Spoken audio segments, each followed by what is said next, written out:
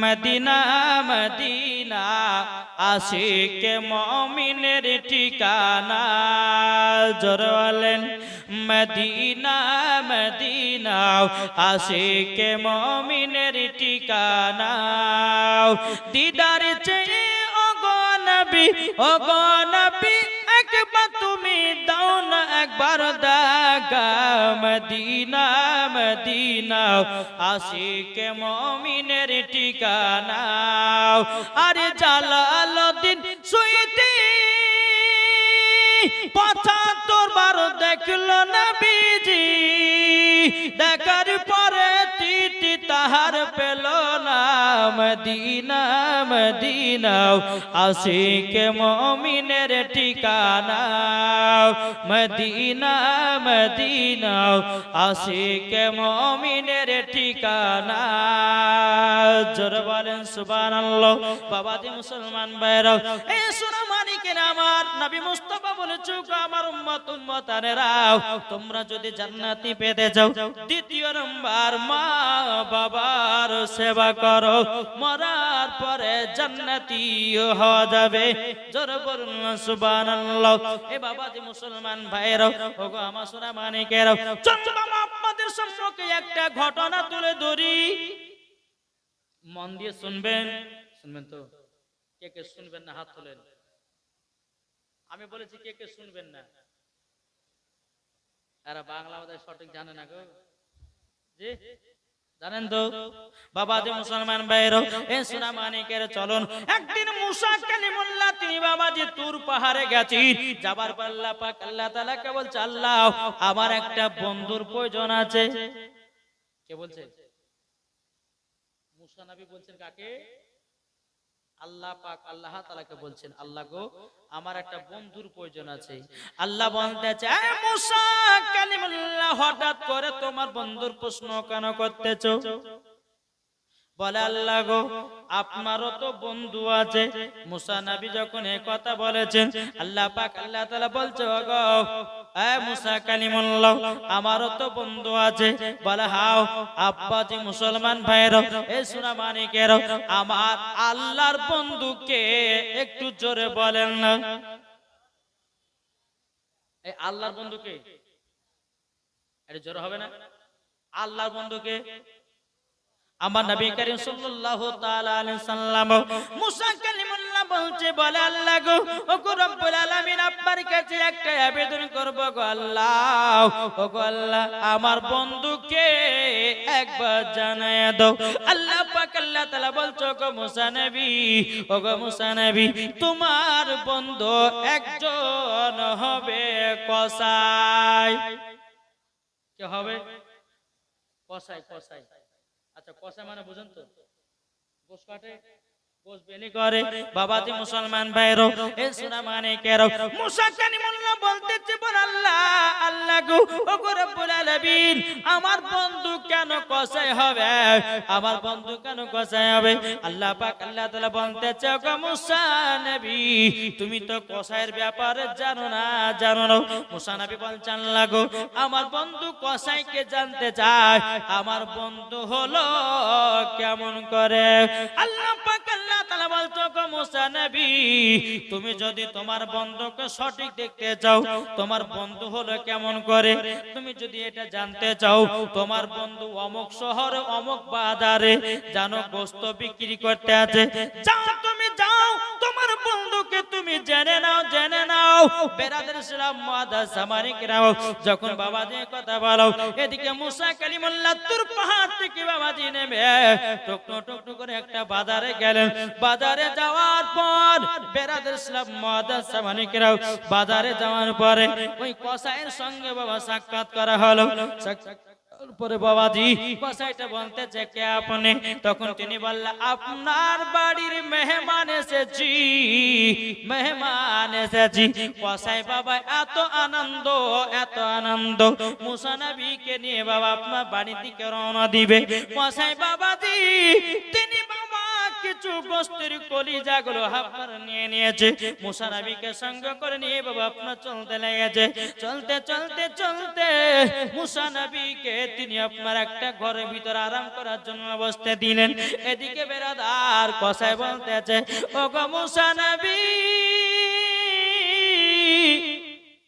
ওগো মুসা নবী, ওটাই তোমার কসাই বন্ধু।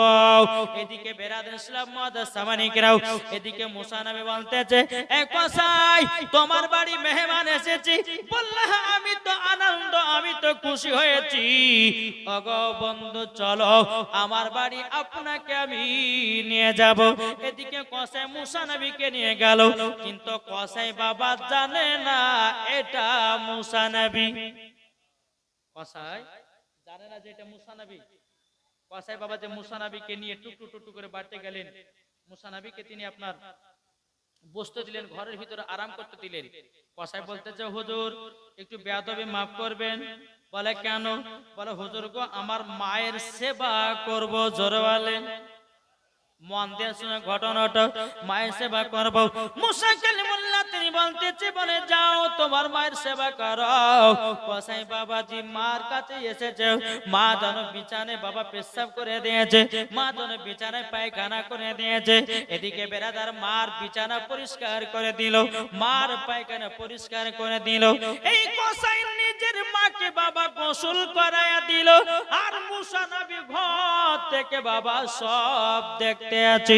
বেরাদার ইসলাম মুআদ্দাস সামানিকরাও, মায়ের বিছানা পরিষ্কার করে দেয়, মায়ের বিছানা বাবা সব পরিষ্কার করে দেয়। এদিকে বেরাদার কসাই কি করেছি, মা জননীর জন্য বাবাজি কলিজা নিয়ে এসেছে। কলিজা গুলো আপনার নিজের হাতে রান্না করতেছে। এদিকে আপনার কসাইয়ের বিবি বলতেছে, স্বামী গো দুটা কলিজা রান্না দেন। বলে হবে না। বেটিতে বলতেছে, বলে আব্বা গো দুটা কলিজা রান্না দেন। বলে হবে না। তখন বাবাজি বেটাতে বলছে, আব্বা আমাকে দুইটা কলিজা রান্না দেন। বলে হবে না। কেন হবে না? বলে গো আমার বেটা বেটি বিবি, তবে শোনো গো, এই কলিজা শুধু আমার মায়ের জন্য রান্না করেছি। জোরে বলেন না সুবহানাল্লাহ। এই আমার বেটা বেটিরা তোমার দাদি যদি খেয়ে বাঁচে তোমরা পাবা, নাইলে পাবে না। জোরে বলেন। এখনকার মায়েদেরকে দেখা যায়, কি করে দেখা যায় না, বাড়িতে গোশ মাছ রান্না করছে, শ্বশুর শাশুড়িকে বাদ দিয়ে বাবা যে দিচ্ছে কাদেরকে, নিজের শ্বশুর শাশুড়িকে বাদ দিয়ে আগে নিজের পেটে ঢুকাচ্ছে। যখন লাস্টে বেলাতে হাড্ডি গুলো বাঁচে আছে, তখন শ্বশুর শাশুড়ির পাতে হাড্ডি গুলো দিচ্ছে। এরকম মহিলা আছে না নাই? এই আছে না নাই গো? জি আছে। আমার আল্লাহ পাক আল্লাহ তাআলা বলতে আছে, ও আমার বান্দা বান্দীরা, তোমরা যদি বাপ মার শ্বশুর শাশুড়ি যদি সেবা করো, আর সর্বপ্রথম খাবার যদি শাশুড়ি শ্বশুরের মধ্যে যদি তোমরা খাবার তুলে দিতে পারো, ইনশাআল্লাহ তোমাদের ওই হাড়িতে বরকত বাড়বে। জোরে বলেন না সুবহানাল্লাহ। এদিকে বেরাদার ইসলাম মুআদ্দাস সামানিকরাম, মুসা নবী বাবা কলিজা গুলো রান্না করেছি। কলিজা গুলো রান্না করার পরে মাকে বলছে, মা গো নাও না, তোমার জন্য রান্না করেছি। নিজের বেটা কসাই কলিজা গুলো রান্না করে দিয়েছে, বাবা হাত দিয়ে কাঁদতেছে। মা জননী চোখের পানি ঝরায়া ঝরা ঝরা ফেলতেছে। বলো গো রব্বুল আলামিন, আপনার কাছে একটা আবেদন করতে চাই গো আল্লাহ। ও গো রব্বুল আলামিন, আল্লাহ আমার বেটা কসাই আমার নিজের বিছানা পরিষ্কার করে দেয়, আমার বিছানা যেন পরিষ্কার করে দেয়, আমাকে নিজের হাতে রান্না করে আমার বেটা কলিজা গুলো খাইয়ে দেয়। আল্লাহ গো এই সন্তান যেন প্রত্যেকটা বাড়িতে বাড়িতে হয়, যেন মা বাবার সেবা করে। জোরে বলেন না সুবহানাল্লাহ। এদিকে কসাই তার মায়ের সেবা যত্ন হয়ে গেল। হয়ে যাওয়ার পরে বাবাজি টুকটুক টুকটুক করে বাবা মুসা নবীর ঘরে যাচ্ছেন। যাওয়ার পরে বলছে, হুজুর গো আমার মার সেবা করতেছিলাম, আপনার তো সেবা করা হয় নাই। ও গো হুজুর চলুন। মুসা নবী বলতেছে, কসাই তোমার মায়ের যে তুমি সেবা করেছো, বলো না তোমার মা জননী কি দোয়া করেছে। বাবাজি কসাই বলছে হুজুর গো আমার মায়ের যখন আমি সেবা করি আমার মা জননী দুটা দোয়া করে। মুসা নবী বলছে ওগো কসাই কি দোয়া করে বলো না। হুজুর গো আপনার কাছে একটাই আবেদন করতে চাই, আমার মা যখন আমি সেবা করে নি আমার মা জননী দুখানা হাত তুলে আল্লাহর কাছে দোয়া করে, দোয়া করার পরে বলে আল্লাহ আমার বেটা কসাইকে বড় লোক বানায় নিও। জোরে বলেন না সুবহানাল্লাহ। বড় লোক বানায় নিয়ে বলে হুজুর আমার মা দোয়াতে আমাদের গ্রামের ভিতরে এত আমি বড় লোক হয়েছি, এত বড় লোক হয়েছি, আমাদের গ্রামের ভিতরে আমার মতো কেউ বড় লোক নাই। মুসা নবী বলতেছে কি জানেন, মুসা নবী বলতেছে বলে কসাই তাহলে দ্বিতীয় নাম্বার তোমার মা কি দোয়া করতো? বলে হুজুর এটা বলবো না। বলে কেন? বলে এই দোয়াটা মনে হয় আমার পূর্ণ হবে না। মুসা নবী বলতেছে একবার বলেতে দেখো। কসাই বলছে হুজুর গো আমার মা জননী দ্বিতীয় নাম্বার দোয়া করতো বলে আল্লাহ আল্লাহ গো আমার বেটা কসাইকে মুসা নবীর সঙ্গে বন্ধু বানায়া দিও। জোরে বলেন না সুবহানাল্লাহ। ওগো বাবাজি মুসলমান, মুসা নবী চোখের পানি ঝরঝর করে ফেলতেছে। এই কসাই কসাই তুমি কি মুসা নবীকে চিনো না? কসাই বলছে হুজুর গো আমি তো মুসা নবীকে দেখি নাই। তখন বাবা মুসা নবী চোখের পানি ঝরঝর করে ফেলতেছে। ওগো কসাই কসাই আমি হলাম মুসা নবী। জোরে বলেন না সুবহানাল্লাহ। কসাই বলছে হুজুর বেয়াদবি মাফ করে দিবেন, আপনি হলেন একজন আল্লাহর নবী। কিন্তু বেরাদ ইসলাম মুআদ্দাস সামানিক রাও মুসা নবী বলছে গো কসাই তুমি তো আমার বন্ধু হয়ে গেছো এবং আমার সঙ্গে জান্নাতি হয়ে গেছো। বলে তাই নাকি? বলাও এই কসাই তুমি শুধু তোমার মায়ের দোয়ায় তুমি আমার বন্ধু হয়েছো। বলতেছে মা বাবাকে দুঃখ দিলে নামাজ হবে না। জোর হবে না। মা বাবাকে কষ্ট দিলে নামাজ হবে না। আল্লাহ নবীজি দয়া তার পাবে না। আরে আল্লাহ নবীজি দয়া তার পাবে না। মা বাবা অতি আপন, মা বাবাকে করো যতন। মা বাবা অতি আপন, মা বাবাকে করো যতন। মা বাবা দুঃখ পেলে নামাজ হবে না। মা বাবা কষ্ট পেলে নামাজ হবে না। আল্লাহ নবীজি দয়া তার পাবে না। জোরকান সুবহানাল্লাহ। তাইলে বাবা যে মুসলমান ভাইরা মাকে কে কে মোহাব্বত করে হাত তুলে দেখান তো বাপ। সুবহানাল্লাহ। আচ্ছা মায়ের জন্য আমার 10টা ভাই 1000 টাকা দিতে পারবেন না? মায়ের জন্য হবে না? কি নাম?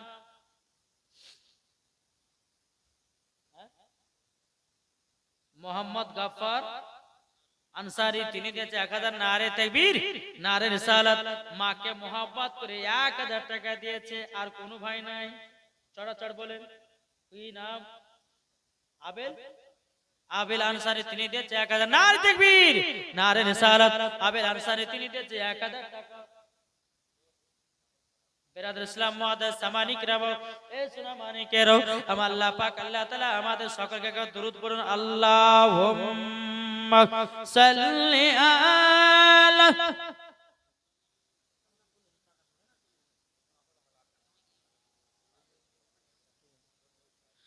ওয়ালা আলে সাইয়্যিদিনা মুহাম্মদ। জন্ম আমারি নবী যুগে হলে কেমন হতো? একবার জোর হবে না? জন্ম আমারি নবী যুগে হলে কেমন হতো? দুনয়নে রাসূল পাক দুনয়নে রাসূল পাক দেখিলে কেমন হতো জন্ম আমারি নবী যুগে হলে কেমন হতো জন্ম আমারি নবী যুগে হলে কেমন হতো জোরকান সুবহানাল্লাহ আস্ত ভেসে হাজরতে বেলালের মধুর আযান আস্ত ভেসে হাজরতে বেলালের মধুর আযান যে আযান ইয়া তুই প্রেম মুগ্ধ রহমান দয়াল নবীর পেছে নামাজ পড়লে কেমন হতো দয়াল নবীর পেছে নামাজ পড়লে কেমন হতো দুনয়নের রাসূল পাক দেখিলে কেমন হতো জন্ম আমারি নবী যুগে হলে কেমন হতো জোরকান সুবহানাল্লাহ তাইলে বাবাজি মুসলমান ভাইরা এ সোনা মানিকেরো তাইলে বাবাজি মার সেবা করতে হবে কি হবে না তাহলে বাবাজি যেই মুসা নবী বাবাজি কসাই মায়ের দোয়াতে বাবা মুসা নবীর বন্ধু হয়েছে বাবাজি জান্নাতি হয়ে গেছে তাহলে আমরা মায়ের দোয়াতে কি আমরা জান্নাতি হতে পারি না পারি কি পারি না বাপ ইনশাআল্লাহ পারি চলুন আবার একদিন আমার নবী মুস্তাফা কিছু সাহাবীদেরকে নিয়ে একটা কবরস্থানতে হেঁটে হেঁটে চলে যাচ্ছে যেতে যেতে বাবাজি একটা কবরে আযাব চলছে আমার গায়েবের সংবাদদাতা নবী বাজায় সাহাবীরা এই কবরে আযাব চলতেছে তোমরা সকলে হাত তুলো আল্লাহর কাছে দোয়া করব জোরে বলেন আমার নবী মুস্তাফা সাহাবীদেরকে নিয়ে দোকানা করে হাত তুলে জবাল আল্লাহ গো ও রব্বুল আলামিন আপনার কাছে একটা আবেদন করব গো আল্লাহ যে ব্যক্তির কবরে আযাব চলতেছে আল্লাহ গো তার কবরের আযাবটা বন্ধ করে দাও আল্লাহ বলছে নবী গো আজকে আপনার হাতের দোয়া আমি কবুল করব না আল্লাহ পাক আল্লাহ তাআলা নবী বলতেছে ও রব্বুল আলামিন আজকে আমার হাতের দোয়া কেন কবুল হবে না বাবাজি মুসলমান আমার নবী বলতে চান না গো আমি যখনই দোয়া করেছি কারেন্টের মতো দোয়া কবুল হয়ে গেছে আল্লাহ গো আজকে কেন দোয়া কবুল হবে না আমার আল্লাহ পাক আল্লাহ তাআলা গায়েবে আওয়াজে বলছেন নবী গো যেই ছেলের জন্য দোয়া করতেছেন যার কবরে আযাব চলতে আছে তার কবরে জানো তার মা বাবাকে দুঃখ কষ্ট দিয়েছে যতক্ষণ তার মা ক্ষমা না করবে তার কবরের আযাব বন্ধ হবে না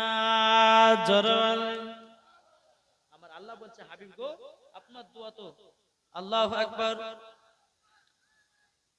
ইয়া রাসূলুল্লাহ ইয়া রাসূলুল্লাহ नारे तकबीर नारे रिसालत मसलक आला हजरत ख्वाजा का हिंदुस्तान फैजाने गरीब नवाज फैजाने ताजुश शरिया शायर